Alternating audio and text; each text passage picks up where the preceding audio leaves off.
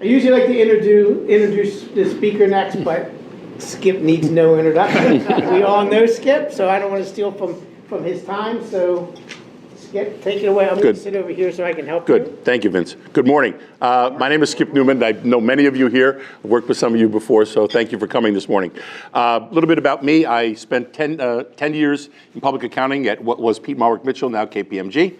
Went to work at my client, Chicago Title, in corporate finance for a couple of years, and then became the CFO of their money management business. That was spun apart from Chicago Title, and we ran it as an independent company, and then in the early 2000s, that business was sold to ABN AMRO, which is the large Dutch-based bank. ABN AMRO blew up, and the market blew up in '08. I was out for 5 years, actually, doing a little consulting, then landed a position with a startup company, what's called a SPAC, a special purpose acquisition company. That lasted for a couple of years, and then I retired. So I'm in full-on retirement. I have a tiny consulting practice for one tiny little company. My background's in financial services and money management, so of course, I'm consulting for a steel fabrication company. You see the tie-in, mutual funds, metal bending, right. So, but mostly retired. A number of years ago, I somehow got into the business of helping folks in job transition and resume writing and networking. I gave this talk 2 years ago, and I've helped a lot of folks in transition. It's one of the things that keeps me busy in my retirement. I'm going to treat everybody here as a friend. One of the things I like to start these conversations with is that friends tell friends the truth. And I'm going to be telling you some things that you may or may not want to hear. I apologize in advance for that, but that's what friends do. Number two, a lot of things I'm going to tell you are going to be the exact opposite of what other professionals tell you. I'm going to tell you to do A, and everybody else says to Z. The good news about me is when I tell you something, I will explain why I believe that. And then you're going to have to decide, was Skip Newman right, or was that resume writer right? And it's your resume, it's your career, but please understand, this is what it's going to be a little bit discordant from what you've heard before. For those of you, anybody here member of the FEI? Get some FEI members here. Do you read Matt's newsletters? A lot of what you're going to hear is from Matt's newsletter, so I give the credit to Matt, because so many of the things you're going to hear are actually things out of Matt's FEI newsletters, et cetera. So don't be surprised when you hear that. Okay, one of the quickie, there's going to be lots of threes. There are going to be a lot of things that I'm going to talk about that are rules of three, so just give you a heads up and it'll be obvious when we get there. We're going to be moving very quickly. If you have questions, you can interrupt and ask. I will either answer it right then and there. I'll give the answer if I know it. I'll fake the answer if I don't. I may tell you that I want to answer it at the end or at a different point in time, but if you do have a question, please ask about that. We're going to talk about 7 things.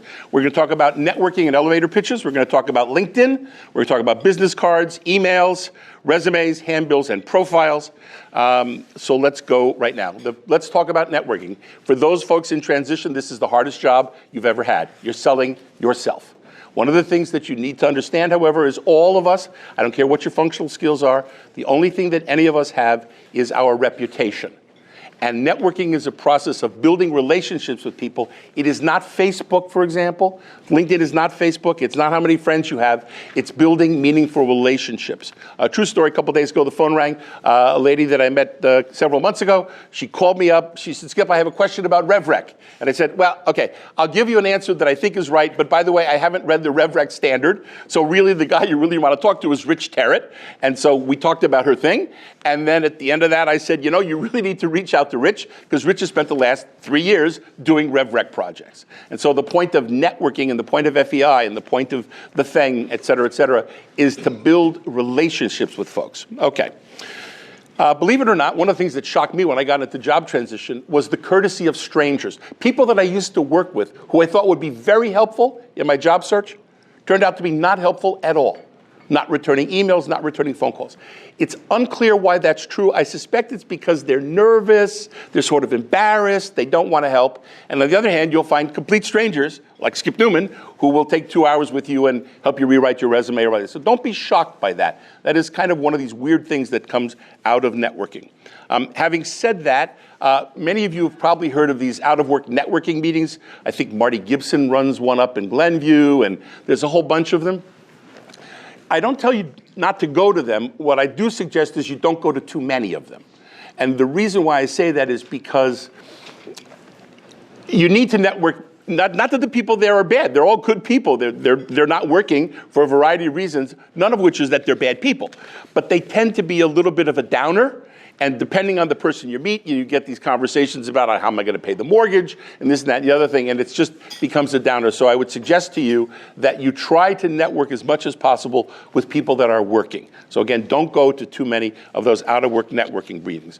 One of the things, Vince, if you can hand this out, there's a guy named Ted Hollander. Anybody know Ted? Ted was very active in the Illinois, still is active in the Illinois CPA Society. A number of years ago, he put together these things called networking breakfasts, and I'm handing out the schedule. They're called networking breakfasts. It's actually called Illinois CPA Society Networking Breakfast, which is two lies in one. It's got nothing to do with the CPA Society, and it's not breakfast, okay? But other than that, it's fine.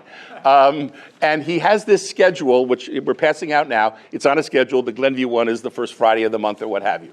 And what these are not out-of-work networking groups. These are people that are coming to network.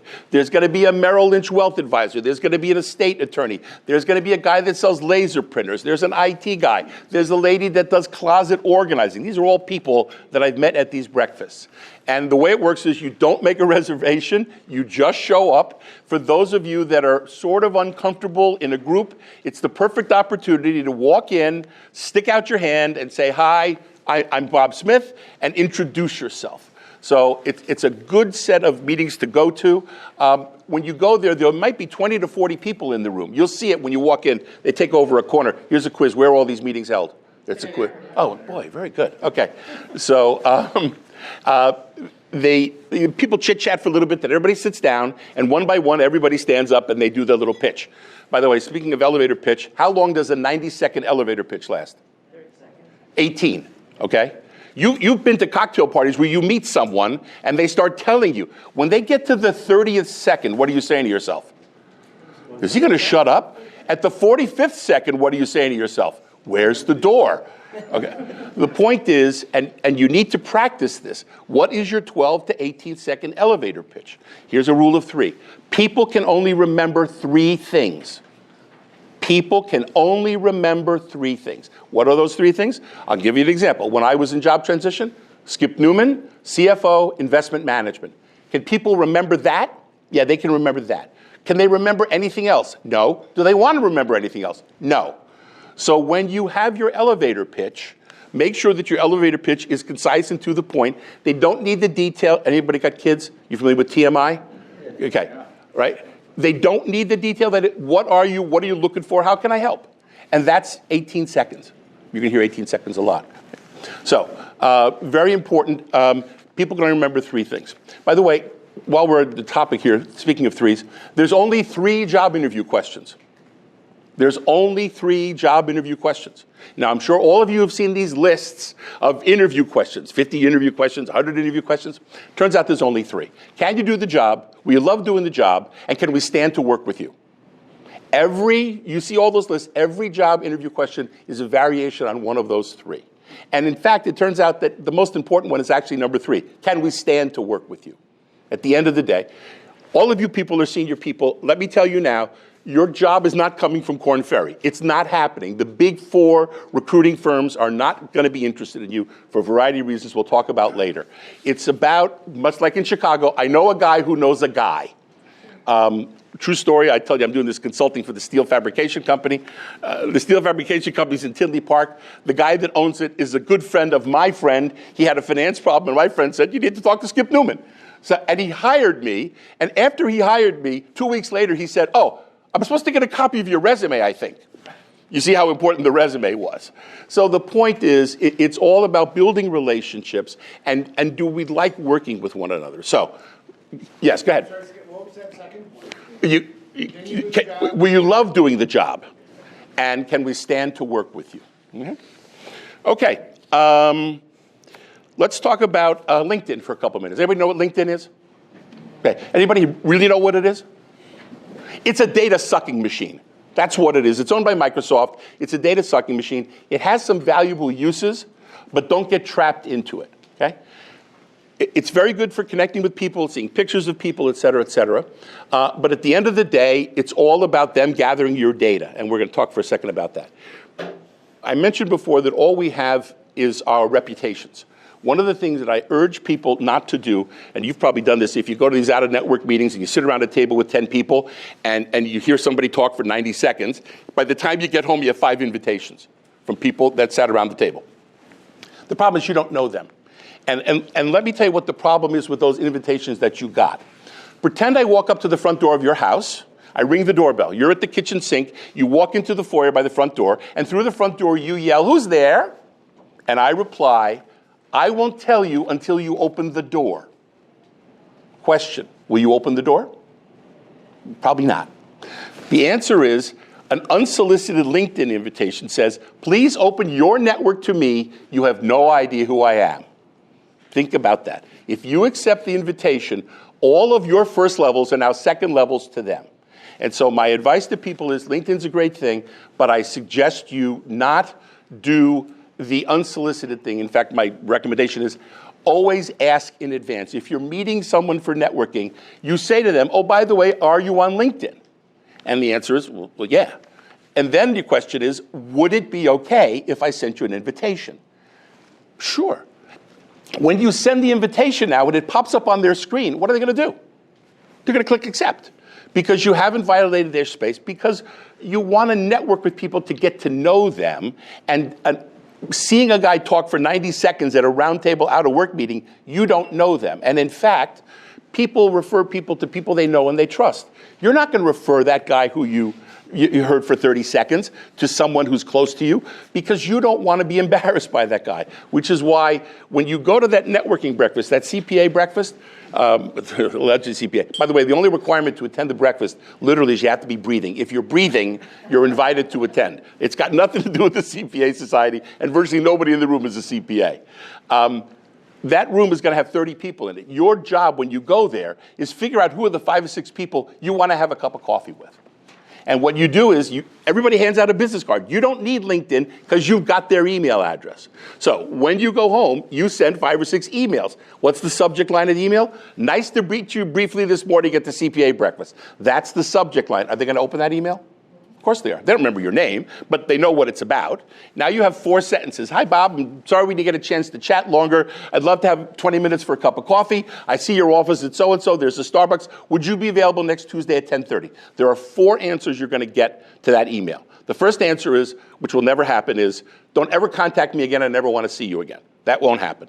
Number 2, they will just completely ignore it. That will not happen either. Your 2 answers you're going to get is, "Fine, see you Tuesday at 10:30, or "I can't make it Tuesday at 10:30. How about Friday at noon?" That's what's going to happen when you do that. You haven't violated people's space. You asked for, by the way, you asked for 20 minutes for a cup of coffee. How long do 20-minute cups of coffee last? Exactly. You know it's going good, because, by the way, if it's going bad, how long would it be? 5, 20, but it wouldn't be an hour. And again, when you're having that cup of coffee with that banker from Glenview State Bank, you don't ask it 5 minutes, "Can I link with you?" You ask it 40 minutes. Because for the 40 minutes, you've been building rapport. He understands you're not a mass murderer, that you're a good guy, that he's comfortable recommend. And that banker, by the way, at Glenview State Bank, he's got customers. He knows people that need financial officers, et cetera. But he's not going to refer you after seeing you stand up at Panera for 18 seconds giving your pitch. It's just not going to happen.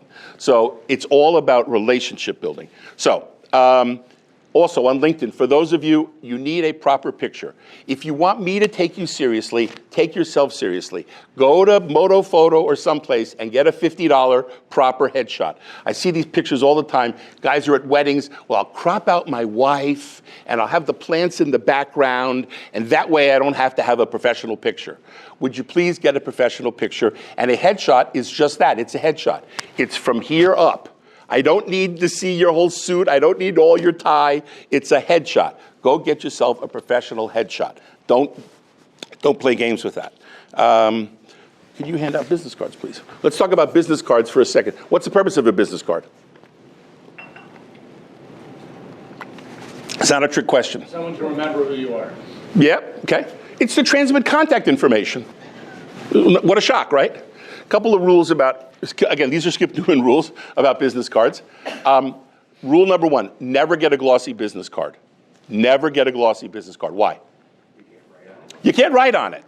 Okay? And again, what's the probability that that guy is going to go hunt for a Sharpie so he can write on your business card? That would be 0. It'll go in the garbage. So the point is, don't get a glossy business card. You don't need it.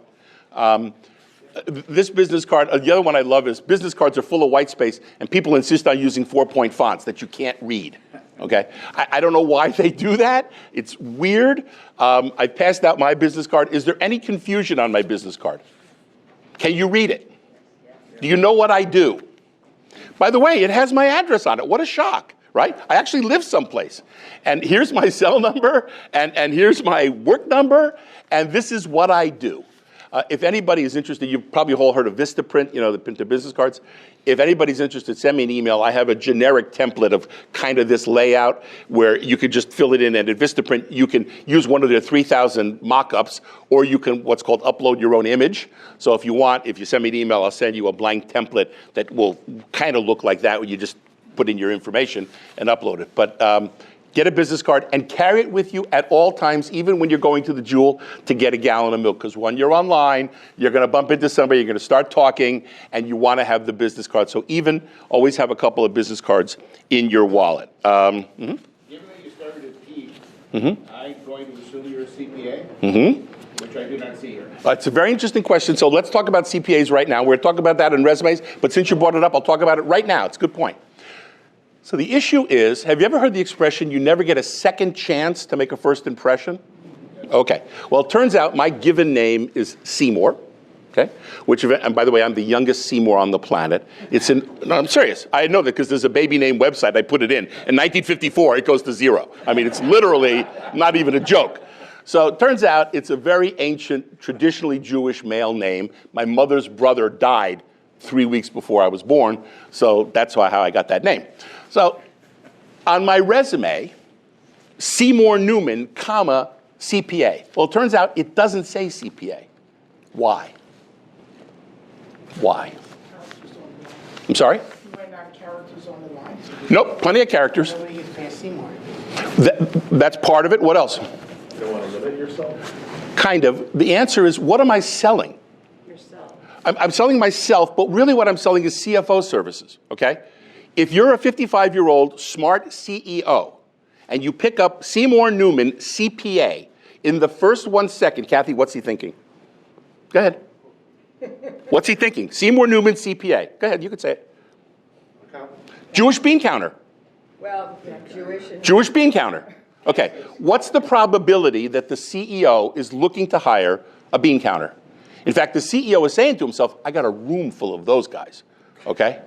And so the point is, I don't hide the fact that I'm a CPA, back to your point. I don't put it on line 1.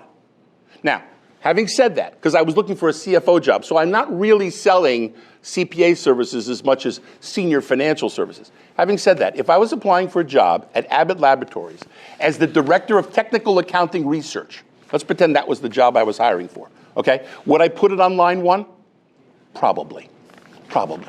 Because, by the way, that job requires a CPA, and so I'm going to put it on line 1. So you have to remember who your audience is and what you're selling. Now, having said that, on the Skip Newman resume, there's that summary at the top, and at the very end of the summary, it says licensed CPA.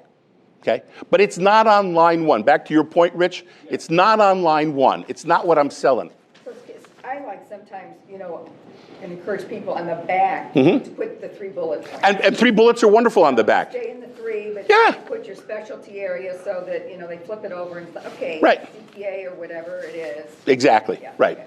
Exactly, yeah. And but please, for senior financial people, please don't put things like, bank recs and stop. Take yourself seriously, okay? Let's talk about big stuff, whether it's ERP and M&A or whatever it is, and let's not worry about the small stuff. So the answer is you never get a second chance to make a first impression. So please understand what you're selling, and which is why it doesn't say CPA, to answer your question, though. Yeah. Okay. Okay, let's move on. We talked about, any more questions on LinkedIn? One of the biggie on LinkedIn, one of my big bugaboos, you all have email? You've heard of email? It's a thing. You probably heard about that? You can message people through LinkedIn. I strongly urge you never to do that. Why? First of all, if you're connected with them, you have their email address. Everybody uses email all day long, and they store their email with their email. When you message them now through LinkedIn, where's that message? It's somewhere else. And by the way, what else have you told Microsoft? Here's some more information that you can learn about Skip Newman, okay, and Kathy Kilroy, because we LinkedIn and we message through LinkedIn. You see the point here? So I would urge you not to message, especially people who you've connected with and you have their email address. I don't want to say it's rude, but it's kind of rude. I mean, they're not expecting email there. They want their email where they have their email. So I would not do that. Email addresses. We're going to do very short and simple on this. You have two choices on email. You ready for the two choices? Get a Gmail address, or if you notice on my business card, I actually own the domain skipnewman.com. Okay, if you have MSN, Hotmail, Yahoo, AOL, I don't care, lose it. Well, when I say lose it, you don't have to get rid of it. Get yourself a Gmail address. If your email is skip3106 at AOL, where does that resume go? It goes right in the trash. I got on the internet 30 years ago when they were mailing those discs out, and I haven't upgraded my computer skills since, but please hire me. What's the probability of that? 0. You might as well put flashing red lights around your name. I'm really old, and I'm no good with computers. Now, you don't have to get rid of it. Just get yourself a Gmail address, or if you really want to have your own domain, have your own domain. But just stop with all the MSN and SBC Global and Hotmail, and it's just nuts. So get a real email address. Okay, let's talk about resumes. Anybody had some resume stuff here? Let's talk about resumes. Some of you have heard this before, so if you know the answer, don't answer, because everybody usually gets it wrong. What's the purpose of a resume? Close? Keywords. Close? The purpose of a resume is to get someone to pick up the phone or send you an email. That's it. Does it get you the job? Absolutely not. It's to get someone to pick up the phone or send you an email. That's all it is. Now, let's talk about one of my favorite people, the 27-year-old female HR generalist. Have you all met her? You all know who I'm talking about, right? Okay. So the company's hiring for the job. They've gathered a stack of 500 resumes. Now, someone's got to go through that stack of resumes. It's one or two people. It might be the 27-year-old female generalist. It may even be the hiring manager. But irrespective of who's got the stack of resumes, what is job number one for that person? Weed out the people we don't want. Get rid of 480 as fast as possible. Get rid of 480 as fast as possible to get a pile of 20. And the pile of 20, I'm probably going to reach out to 10 of those people. What is your job as the resume writer? Get in the 20 pile. So then the issue becomes, what criteria does the resume reviewer use to get rid of a resume? And the answer is a trick question, and so the answer is they'll use any criteria they feel like. What are the typical criteria? The typical criteria are font too small, confusing background, typos. You've all reviewed resumes in your life. You know what we're talking about here. And you've done this before, where let me get rid of these. How many seconds, by the way, does a 5-page resume get? No, it gets 3. As soon as they realize it's 5 pages, where does it go? In the garbage. And when they're putting it in the garbage, they're smiling. Why are they smiling? I just got rid of 5 pieces of paper in 3 seconds. Remember, my job is to get rid of 480 as fast as possible, and I've spent no time on this one. So your job is to get them back to the 18th second, because that first pass is going to be 18 seconds. And remember what they're looking to do. They're looking to throw you out. They're looking for any reason at all to throw you out. If you get them to the 18th second, guess what? You're in the 20 pile. And so let me tell you how resumes get read. Again, I'm particular about a couple of things, and one of the things I'm quite have insisted on, again, this is one of these Matt Budd things. Remember I told you it's to get a phone call or an email. But I demand that people, when I help them with their resumes, that they put their full address on their resume. Now people say, well, but Skip, they're not writing me a letter. You're absolutely right. They're not writing you a letter. When you have your complete address at the top, here's what happens. People skip over it, because it's there. There's no mystery. And in fact, for virtually everybody that I've helped, I say to them, if I spent 8 seconds typing your address into Google Maps, what would I see? Well, I'd see a nice suburban house. Right. Remember issue question number 3 in recruiting? What are the 3 job questions? Can we stand to work with you? Are you a normal person? Do you live in a nice suburban house in Naperville? Yes or no? Yeah, right. So the point is, when your full address is there, nobody cares and they just skip over it because they know it's there. By the way, sometimes you'll see John Doe, Naperville, Illinois, but I can't tell you my address. It's a deep, dark secret.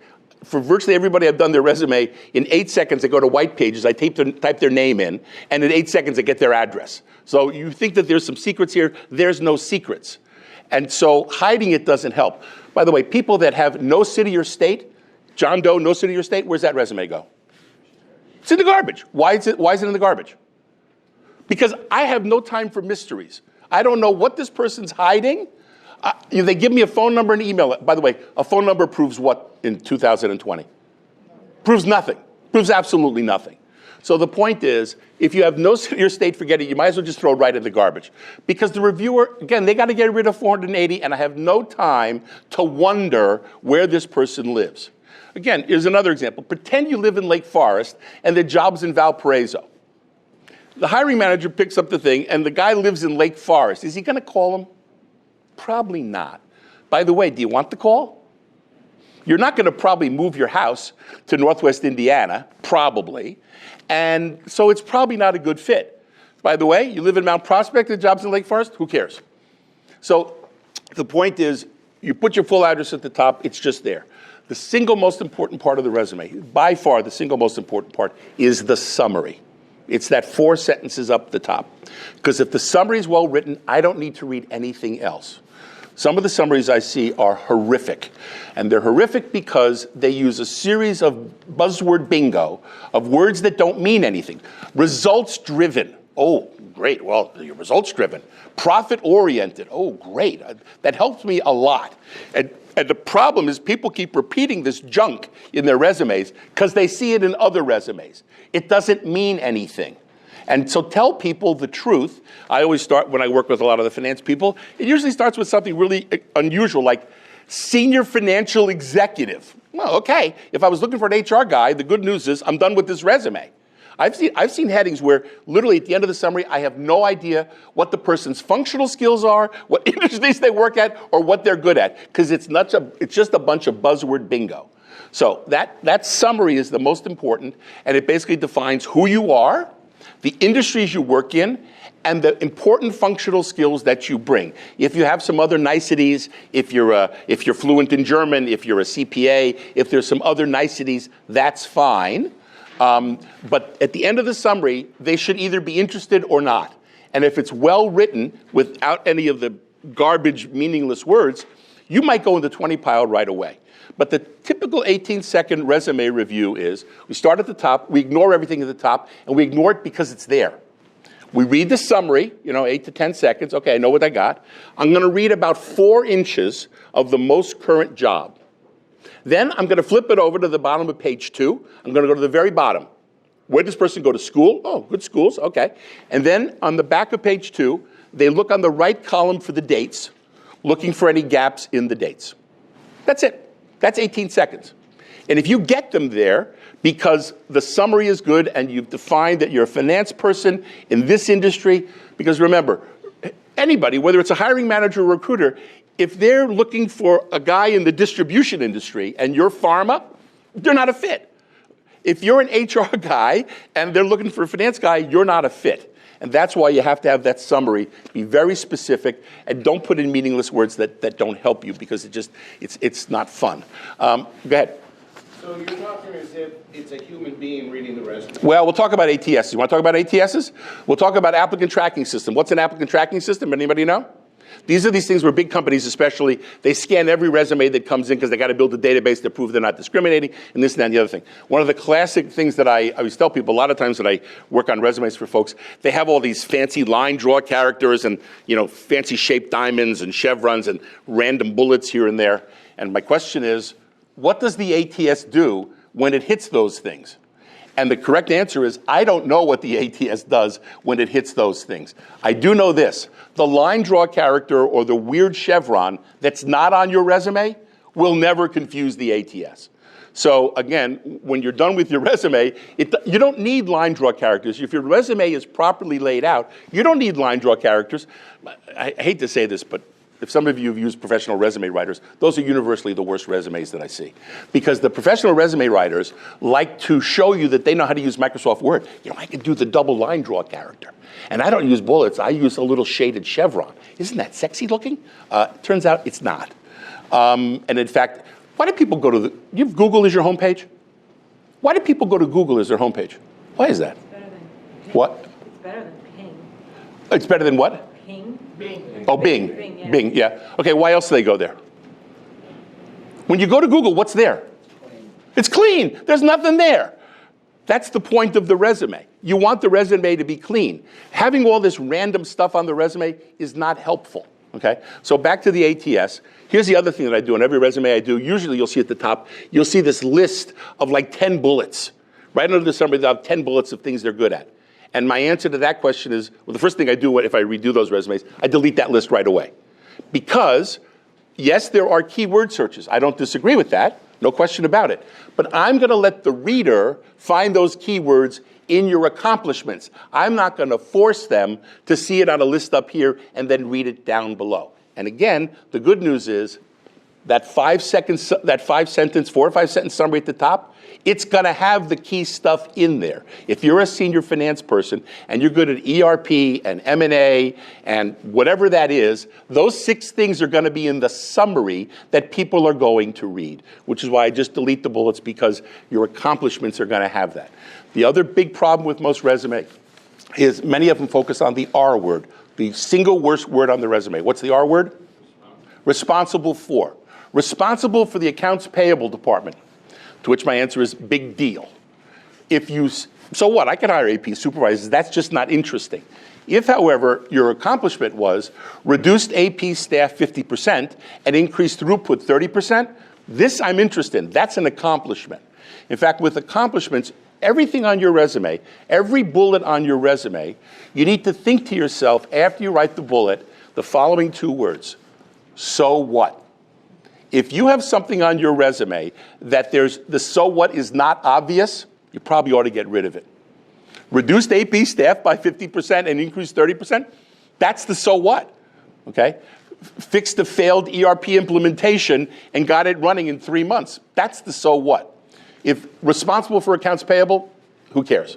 So the key is with resumes, you have to focus on accomplishments, not responsibilities. Now, I understand that sometimes the R word does appear. I get it. Just don't overuse it. A friend of mine, a very good friend of mine, he was a senior guy, and one day they walked in with the box and said, "Get out." Great. He sent me his resume. It read like a job description. His resume was literally what I call the job description resume. Responsible for this, responsible for that, responsible for this. It read like a job description with no actual accomplishments. And so again, you have to focus on accomplishments, not responsibilities. Go ahead. So in your summary, what's your opinion of putting in on a committee like FEI committee, or is that better on the second page? It's better on the second page, but the reality is, one of the things I always delete. If you're a member of the AICPA and the Illinois CPA Society or FEI, if you're a member, big deal. You wrote a check. Big deal. Now, by the way, if you're on the board of FEI, if you're the leader of the Illinois CPA Society membership committee, those are things, okay? Those are worth putting. By the way, what you do at the church and the baseball and all that other stuff, the baseball league, please, stop. By the way, when does that stuff get talked about? When you have lunch. No, when you have lunch. So someone hasn't asked the question yet, but I'm going to bring it up right now. The whole issue of, there's 2 biggies. I focus on everybody on my resumes, 3 things. You got to have your address. You have to have the year you graduated from college. And a lot of senior people are very nervous about that. And you have to have all the jobs listed. So the truth of the matter is, and resume writers will tell you this, and it's true, a lot of times they'll tell you, get rid of the old jobs. Nobody cares about the old jobs. The reality is that nobody cares about the old jobs, but they need to be there. Most resumes for senior people, I will take 15 or 20 years of their career, and it'll take up this much room in the resume, where literally each job is company name, city, state, job title, and the years you were there. Listen, when you started at Arthur Andersen, I know what you did for 4 years at Arthur Andersen. Please don't tell me. I know what that is. So you can encompass 15, 20 years worth of stuff in 2 inches and not bore the reader. And the key here is, there's only 2 bad first jobs. Anybody know what the 2 bad first jobs are? 2 bad first jobs. What? Dishwasher. No, that's a good job. Drug pushing in politics. I'm sorry, what? Drug pushing in politics. Drug dealer, and beach bum. Okay? If you did something illegal or you basically kicked around for 10 years, those are problems. Okay? One of my favorite stories is a guy, I worked on his resume, I don't remember his name, I've done so many of them. And I take one look at it and I realize he's hiding all kinds of jobs. I won't even make you guess. He went to college, and when he was in college, he played on the varsity men's baseball team. Okay? He graduated. By the way, how old was he when he graduated? 22, 23. 21, 22, something like that. How many wives did he have? Seriously, how many wives did he have? 0. How many people graduate college with a wife? Almost nobody. How many kids did he have? How much real estate did he own? Okay. He says to himself after he graduated, I think I'm pretty good. Let me see if I can make it in professional baseball. Anybody know anything about professional baseball? Anything know about that? Here's when you play in the minor leagues, you stay in crummy motels, you drive on buses, and you get paid $32,000 a year. That's minor league baseball, okay? So the guy does this for 3 years, and at the end of the 3 years, what does he conclude? Ain't good enough, I ain't gonna make it. So he went into a career and had a very successful business career. So that's not on his resume. And I said to him, you're the dumbest guy on the planet. When you're going out to lunch with your future boss, are you gonna be talking about bank reconciliations or baseball? Which is it? Of course. It's this, by the way, how many people, he keeps seeing resumes, Arthur Andersen and senior financial analyst. Does anybody care? Is baseball interesting? Are you gonna be talking about that at lunch? What's question number 3? Can we stand to work with you, right? And by the way, think about baseball. Is it the ultimate team sport, right? Is it all about teamwork and by the way, risk-taking. I'm 22. How many wives? How many kids? How much real estate? I can do this right now. Here's my shot. Think of the messaging. But this guy actually leaves it off the resume. It's the single most interesting thing on his resume. So the old jobs get there at the bottom, but they become one-liners. So then the question is, you hear this all the time also. You can't put your year of college, there's age discrimination. And my answer to that is, I completely agree. I don't deny that for 1 second. And people will tell you that, but they don't tell you sentence number 2, which is simply this. If you're applying for a job at Acme Enterprises, and let's pretend that Acme practices age discrimination. Let's pretend that's true. Would you like to work there? Yes or no? Would you like to work there? I told you I'm doing some consulting for the steel fabrication company. He hired me as a consultant, but he really needed a controller. So one of the first things I did as a consultant is I hired him a controller. He was 64 the day we put him on the payroll. Okay? So the point is, especially for senior people, what are you actually selling? What are you actually selling? Been there, done that, wrote the book. Have you ever heard of a company called Groupon? You ever heard of that company? There's another company, a small company you may have heard of called Google. You remember that company?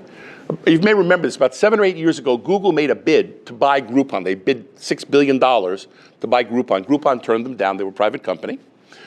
Lucky for Google, they didn't get it because Groupon is, whatever. A couple of years later, Groupon went public. Okay?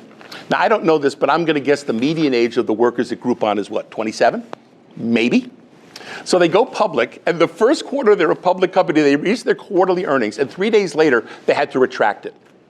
They had messed up their reserve for returns and warranties. I think the CFO was 31. What did Groupon need? What did they have? A punk. By the way, did you ever hear Kraft Foods? You heard of Kraft? When they got taken over a couple of years ago? Did you see the story 3 months ago? At the time, they put a 29-year-old as the CFO of Kraft. Did you know this? They put a 29-year-old as the CFO of Kraft after Warren Buffett and 3G Capital, bought Kraft and whatever. About 2-3 months ago, it was a big press release. He's not the CFO anymore. The 31-year-old's not the CFO anymore. We're moving somebody else into that position.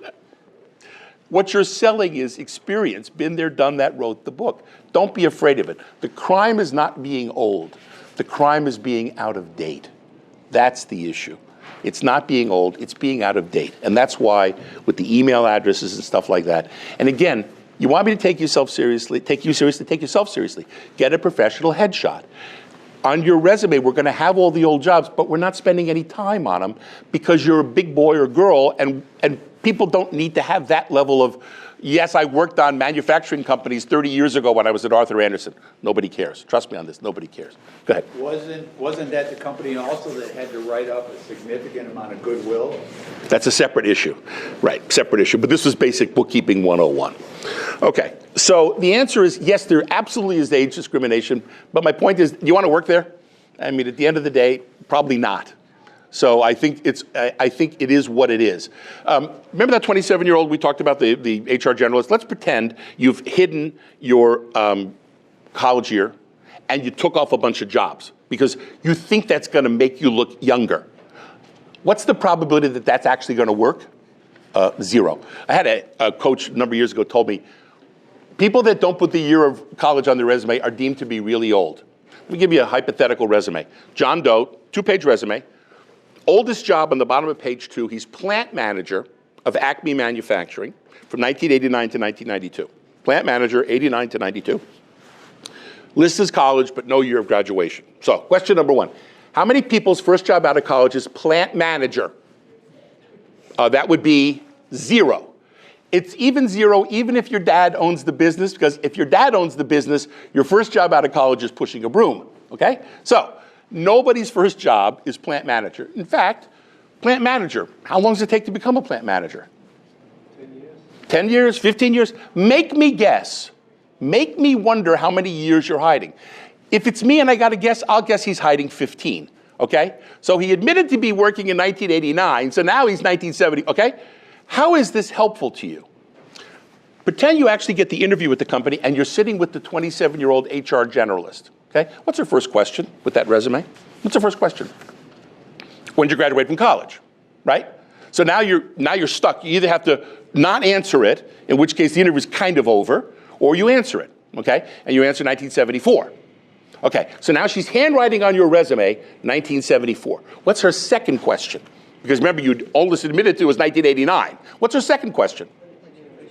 Okay, what's missing, right? And she's going to handwrite on your resume the missing jobs. Would someone please explain to me how this helps you? Remember, think of the 27-year-old. She gets resumes all day long of people that are hiding stuff. When it's all on your resume, are there any questions? Is it kind of refreshing that he's not afraid of the fact that he got out of college in 74? This is what it is. He's not boring you with details about the first 20 years of where he worked, but then again, it's not there. One of the big things that I always like, especially if you had in your first job, you're with one company, but you had 6 jobs, I just want the company name and I want the job titles and the dates. And what's the message you're sending in that? They hated me so much they kept promoting me. They hated me so much they kept promoting me. Don't give them any of the details on those jobs, but the point of the information value of that is way more valuable. The other thing I love, I got out of college in 76, and I went for my MBA right away in 78. And so on my resume, undergrad 76, MBA 78. You now immediately know what? He got out of college and went and got his MBA. It's not a mystery. You see this all the time where people will have an undergrad and they'll have an MBA, but they'll hide the dates of both of them, okay? Usually the answer for most people is, by the way, they got out of college, and while they were working, they got their MBA. So question, which is more impressive? Skip Newman, who gets out of college at 22 and spends 2 more years in college to get an MBA, or the guy who's working, who's married and got kids, and gets the MBA while he's working? Which is more interesting? Right? But they hide that, because I don't want to tell you the day they got it, because I want to hide that piece of information from you. So again, I don't think these games that people play by hiding jobs and not putting years of college on resume, I just don't think it works. And I think it does yourself a disservice. But again, you have to decide. And again, the career coaches and a lot of them will tell you, get rid of those old jobs, get rid of the year of college, there's age discrimination. Well, okay, you have to decide. It is what it is. Let's see, what else? Fonts. Basically, there's 2 fonts. They're very unusual. Arial or Times Roman. Okay? Stop with all the weird fonts. They're hard to read. Also, a lot of people think that it's really nice to have evenly justified resumes. Those are the worst, because the line spacing gets all funky, because the words are not in this normal spacing, because lines get, expanded and contracted to get even spacing, and it's visually very hard to read. So do what we call in the trade left justified ragged right, which is the standard format, and then it just reads normally. The problem with most resumes, the biggest problem with most resumes, is they're way too long. Way too long. Most resumes that I work on, I'll start with 1,300 to 1,500 words. They'll get down to 800 words. By the way, when they get down to 800 words, the first thing that happens is the font goes from 9 to 12. Okay? By the way, your future boss, how old's your future boss? How old's your future boss? 55 maybe? Do you want to read a 9-point Arial narrow resume? Yes or no? They're going to take, in fact, I have a name for resumes like that. I call those resumes the please don't make me read this resume. Okay? Please don't make me read this, because it's too hard to read. Because in resumes, less is actually more. Less is more. Because you're finance people. What's the biggest complaint about finance people? Too detailed. You ask them what time it is, and they tell you how to build a watch. Right? Isn't that the problem? Most resumes I work on, I'm vicious with words. I get rid of meaningless words. They say they work for Acme Corporation, and then in the bullet points, I did this for Acme Corporation. I know you did it for Acme Corporation because you said you were working at Acme Corporation, but people actually do this. I'm like, why do you do this? This is foolish. And a lot of times they'll also put in company buzz. I worked on the Genesis project at Acme. Oh, great, the Genesis project. So you have to understand the terms of the reader and what they're looking for, and the big highlights in very summarized forms. A couple other mistakes that people make on resumes which are problematical. Mistake number one, if you work for a private company, you're an employee, you work for a private company, after you list the company name, you have a little one-liner, what the company was. And what they'll say is $50 million manufacturer of widgets. Here's the problem. The man that owns that company, it's a private company. Does he want his revenue shown on your resume, yes or no? Not only that, think of the messaging you, the CFO, are sending to this prospective employer. You want to hire me as your CFO, who's very confidential, but by the way, I can't keep a secret of anything. So I'm going to put your revenues on my resume. How do you feel about that? Is that okay? You okay with that? Now, you could say privately held manufacturer of widgets. Okay? Now, you're having the interview, okay? And they really want to know about that widget manufacturer. Well, Bob, how big was Acme Widgets? Well, I really can't say. It's a privately held company. It's in the $40 to $60 million range, okay? You've said it privately, one-on-one. You've already told him I can't tell you, and you're not giving him the number, but you're putting it in the ballpark because he doesn't know if it's 20 million or 200 million. So you've put it in the ballpark, you've been confidential about it, and you've protested gently that I really can't tell you because it's a private company. That's a big mistake. So never put that in a resume. The other big mistake, if you work as a consultant, many of you are doing some consulting now, okay? And you're very proud of the fact you did work for Abbott, or you did work for so-and-so. If you're a consultant, you cannot name the company you consulted for. Again, it's a confidentiality thing. There's nothing wrong that says, consulted for a multi-billion-dollar pharma company. Did you name the company? Do they need to know the name of the company? Are you saying that this is what I did for this multi-billion-dollar global pharma company without naming them? So don't reveal confidences in a resume that should not be revealed. It's bad form, it's ugly, and it doesn't treat you well. One of the things that people forget about when you're a CFO, if you're the CEO, I'm not even going to make you guess, I'm just going to tell you the answer. If I'm the CEO, as far as Skip Newman is concerned, three things. The three things I'm looking for in my CFO, three things. I'm looking for smarts, integrity, and distillation. Smarts, integrity, and distillation. So what does that mean? Smarts, I want the person to be really smart. In fact, I'd like it if the CFO is smarter than me, maybe even, okay? So smarts. Integrity, very important. The CEO understands that his VP of sales is a professional liar. That's what he does for his living. He's a professional liar. The CEO understands that and deals with it.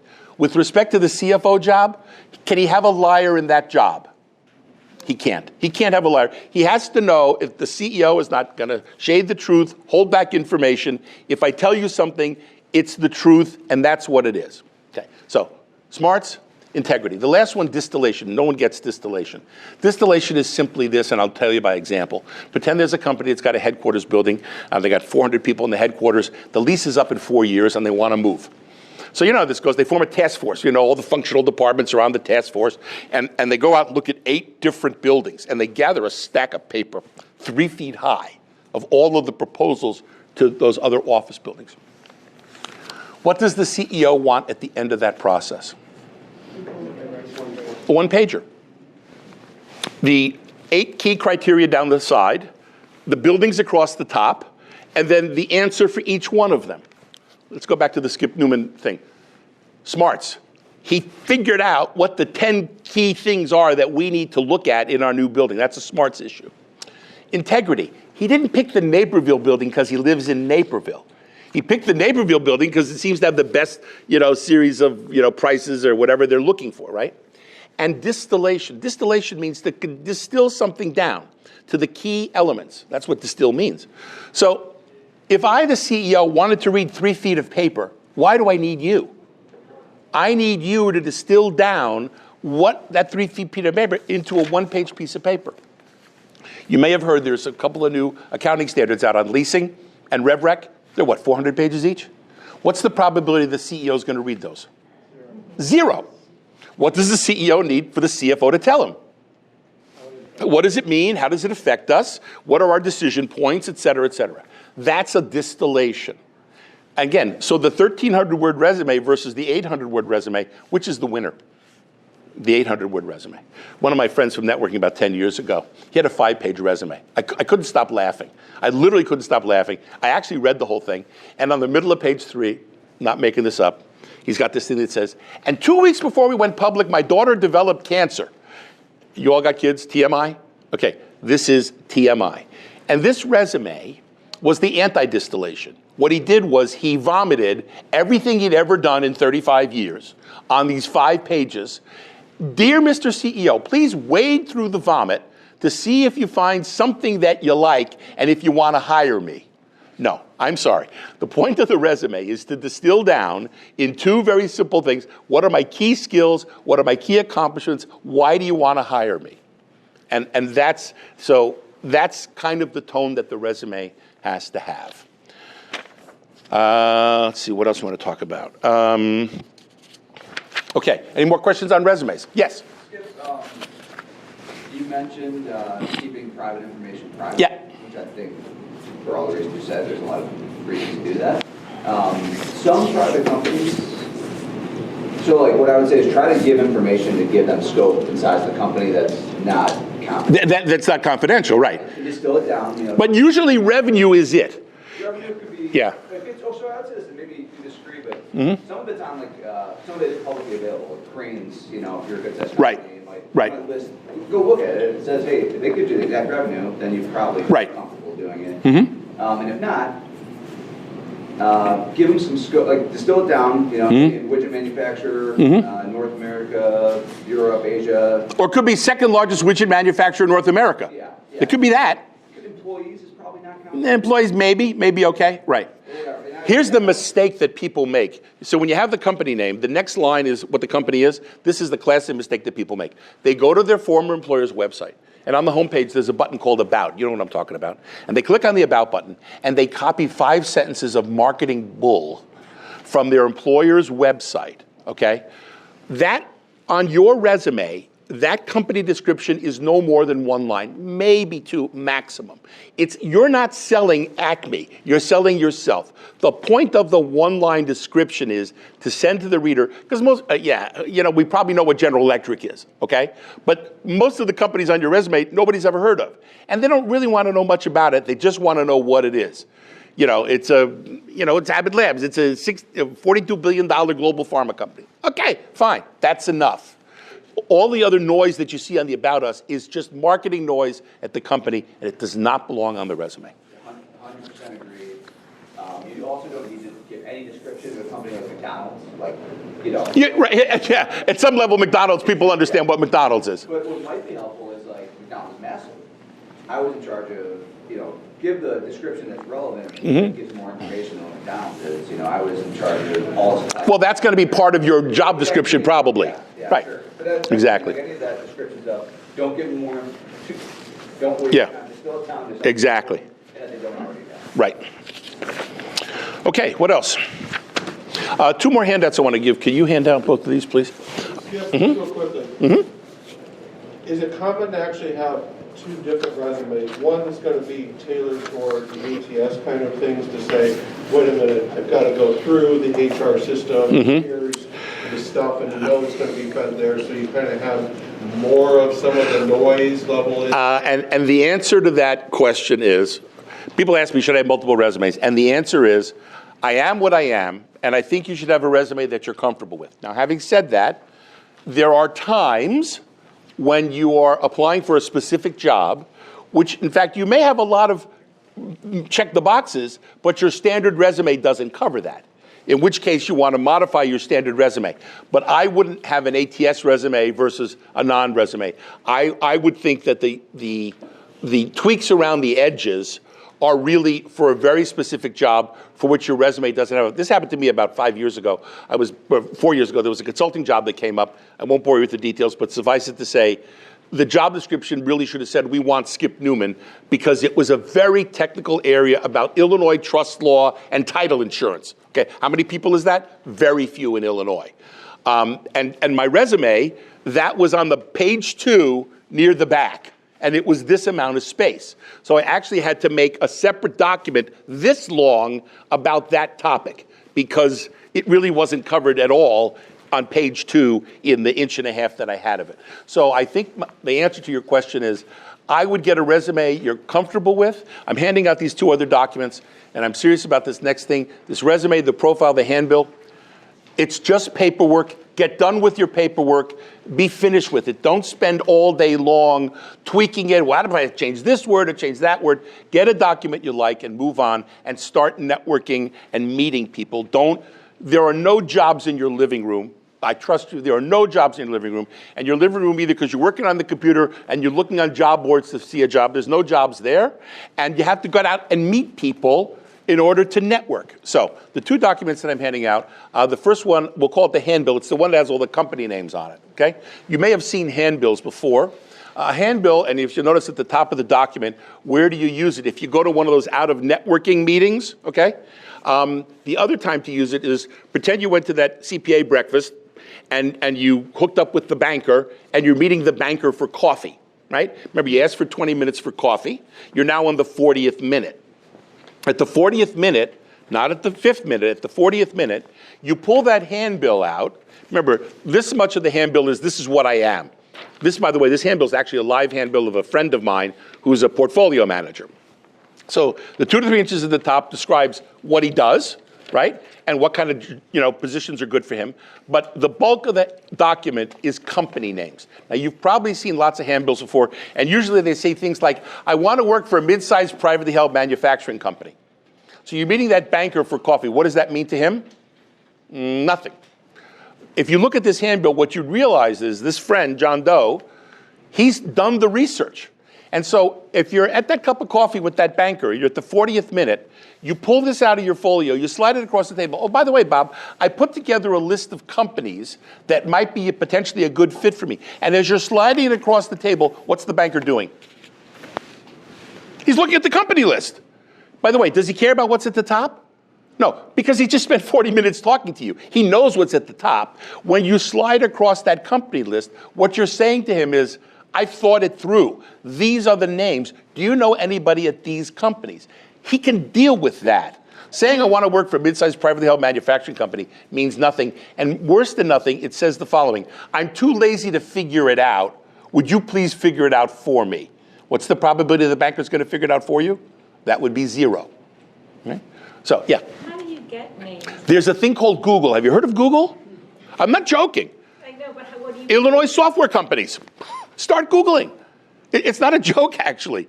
Literally start Illinois asset management firms. Just start Googling. And once you get some hits, do a little bit of research. Oh, that firm's going out of business, or what have you. It's not hard, believe it or not. Just think through what you're looking for and start Googling. And you will come up with all kinds of things. Now, here's what you don't want to do. I've seen handbills that look like the yellow pages. Well, banks, insurance, pharma, distribution, retail, heavy manufacturing. If you think you're anything to anybody, you're nothing to nobody. If you haven't figured out where you make sense and you put a yellow page list of companies, okay, you're going to be completely dismissed. This is just a bunch, you went through the yellow pages. This doesn't tell me anything. Okay. So you have to be specific enough to, and by the way, you spent 2 years in your career a long time ago in the railroad industry for 2 years, okay? Or the one I love also, especially on the summary, I was 2 years at Arthur Andersen, and that was 32 years ago. And then at the top they go, big four experience. Please stop. You were at Andersen for 2 years, 32 years ago, and you're touting your big four experience? If you want me to take you seriously, take yourself seriously. I at least spent 10 years at KPMG, so I could theoretically say I got big four experience. So the point is, you need to have this list, and the most important part of this thing is the companies. Do you see any of his accomplishments on that profile, on that handbill? By the way, people can remember three things. John Doe, portfolio manager, asset management. John Doe, portfolio manager, asset management, money management. That's it. That's all they know. That's all they want. And they can remember that long term so that when something happens, oh, I remember that guy had COVID. What was his name? Oh, yeah, that guy. And he seemed like a good guy. Don't pull this out in 5 minutes. You pull this out in 5 minutes, what are you? You're a pushy jerk. Help me get a job. Here's my list of companies. Help me get a job. That is not the time to take it out in 5 minutes. You take it out in 40 minutes, okay? So that's what the handbill is. Okay, the second document is a profile. I actually gave you mine, okay? What is this document not? It's not a resume. How do we know it's not a resume? Doesn't look like a resume, because resumes have contact details at the top and dates down the side and company names and all this other stuff. It's got a picture. When do you use this document? When do you use this document? When you want someone to introduce you to someone. You met that banker at Glenview State Bank, and he knows somebody at Acme Widget Manufacturing. You don't want that Glenview State banker sending your resume. You want him sending the profile. Now, it turns out the Skip Newman resume is 2 pages.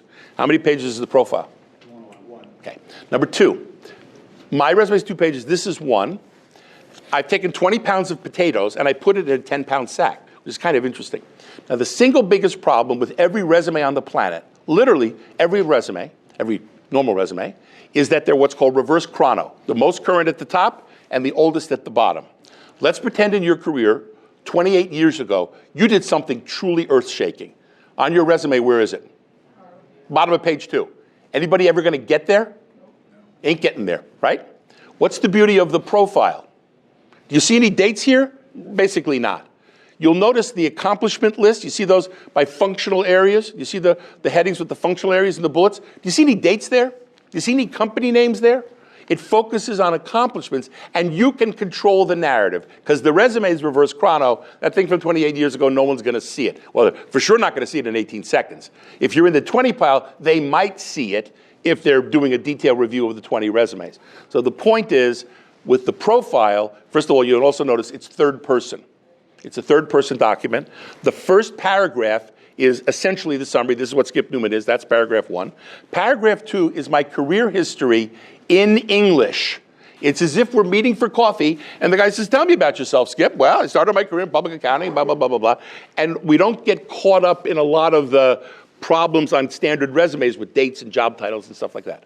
And then the rest of it is all accomplishments for which you can control the narrative. And at the very bottom, oh, by the way, this is where he went to school. This is how you get a hold of him. Okay. This is a very important document. You'll notice on it says you never send this to headhunters and you never send this to online job boards. Headhunters and job boards want resumes. You'll give them a resume. This is a much softer document. It's a friendlier document. And I think it works better in that kind of intro. So, questions? Almost out of, what time are we going to? Okay. Yeah. Yeah. You're on LinkedIn. Yep. You see a job that you do the connection thing, it's like, okay, my banker knows the CEO Right, sure. of this company. Okay, banker, can you make the introduction? Do I ask the banker to send the profile? Yes. What you do is, if you know the banker well, because you've met him for coffee now, right? And he knows you're a nice guy, right? Send him your profile. Bob, I see there's an opening at Acme Manufacturing, and I see you know the CFO there, or whatever, the CEO, right? Could I ask you a favor? Would it be okay if you forward my profile to that guy? Right. That's what you do. By the way, the profile, quite frankly, if it's a little bit shorter, should be your LinkedIn profile. Because most LinkedIn profiles look like what? Resumes, right? And how helpful is that to you? Not much, not much. So in fact, the profile, if you had a profile of this length, I would make it even shorter, okay? And that actually would be a good LinkedIn profile. More questions before we end? How about a bean counter question? Yep. I'm a registered CPA. Yep. I don't need to be licensed. Should I put registered? You should put on the bottom of your resume after your credentials, registered CPA, state of Illinois. Right. Does everybody understand the difference between registered, licensed, and otherwise? Yeah. What else? Skip, we've talked before, and one of the most interesting takeaways that I took away from our meeting was around the spreadsheet that you put together of your experiences. And Yep. what we were talking earlier about, don't sort of on your resume. Right. And 5 pages. Right. Do you want to just talk about Sure. that? One of the things that I did, I had a career coach a number of years ago, and she had me make a thing called success sheet. So you may want to write this down. It's very complex. I want you to make a spreadsheet. It's got 3 columns. It's a 3-column spreadsheet. The first column is area. The second column is year. And the third column is thing. Okay, here's what you need to do. Make that spreadsheet, make a pot of coffee, and close the door. What you now need to do is a data dump. Okay, close the door, pot of coffee. And I want you to do a data dump of every single thing you've done in your career. And the first column area, you can think of it as sort of functional area. And I would start with maybe 6 areas, M&A, ERP, whatever you think those areas are. I want you to do this in Excel. Do not do it in Word. And there's a reason why I want you to do it in Excel. Start doing the data dump, okay? So the first column is what area is it? The second column is the year. Just pick a single year. And the third column is what was that thing? And that thing should be literally 2 sentences. The first sentence is the thing. And you remember I told you on all these accomplishments, the so what? So the first sentence is what the thing was, and the second sentence is the so what. And you need to write them all down. And the reason why I want you to do it in Excel, it's much easier to sort. And as you're doing it, you might start out with 10 areas, and then you realize, maybe it's 6 areas, and you'll be constantly editing it and cleaning it up, okay? At the end of that process, that thing in the column 3, the item, the issue, they're all resume bullets. Now again, I have a thing called success sheets. There's probably 80 of them on there. My resume probably has 25. Okay. The beauty of doing this is as follows. A lot of people, you're very senior. Pretend you have an interview at 11 a.m. for a job. Okay? You drive there, you show up at 10:30, but you can't go in at 10:30, you're too early. That's fine. You're sitting in your car. You take out these success sheets, which is everything you've ever done. Okay? You then walk in at, a little bit before 11, that's fine. You're going to have you're going to meet the 27-year-old HR lady, and then she set up 4 other meetings during the day. During those meetings, at some point, somebody's going to ask you the following question. So tell me about a time when. Sound familiar? Okay. You've just spent the last hour reviewing everything you've ever done. Is that helpful to answer that question? Tell me about a time when. And the problem is, the other one I love with the 27-year-old story, when she's asking you all those old jobs that you didn't put on your resume, usually when I do this with people and I have these conversations, it goes like this. Well, let's see, I got out of here, and then I worked from that company from, let's see, I was at 79, I probably left there in 82, and the next company was 82. Well, let's see, did I leave there in 85 or 86? And the 27-year-old is sitting there, and what is she saying to herself? This old guy can't even remember where he worked, but we should definitely hire him, right? The point is, when it's all on the resume, is she going to ask? No, she's not going to ask because it's there. So the point is, you can do the data dump on the success sheets, and I think it's a very helpful thing to do, and it will take you several hours, but it will help crystallize your thinking. But remember, in that third column, everything is 2 sentences. What was the thing, and why does it matter? Back to your point about customizing resumes. Okay, I had a whole bunch of stuff in title insurance and whatever, and so it's all there. And so if you now need to customize a resume, you've got the bullets already written. Okay, again, I've given you all a bunch of homework. You got to do a profile, a handbill, and now you got to do these success sheets. Okay, but you need to do it because it will help you. At the end of the day, probably you're not going to give it to anybody other than yourself. But it's important because if you've had a long, successful business career, you've done a lot of great things that you forgot about. And when you put the year in there and the area, and again, do it in Excel because that way you could sort it down. And if you actually want to paste it into Word later on, paste it into Word. It doesn't matter. But do it in Excel. Area, year, and what the item was. Thank you for asking. What else? For jobs where you have had multiple job titles Sure. and stuff like that, which one do you put on the resume? Do you just put your last one? Or No, do you, all of them. You do put all of Every single one of them. And if it was a long time ago, Right. when you started as an analyst and then you were senior analyst and you're manager of financial reporting, I don't want any of the detail because I can see it. They hated you so much they kept promoting you, right? I don't need the detail because I know exactly what those jobs are, but the information, and it only takes up this much space. So that's the point. Thanks, Skip. Okay. A lot of homework to do.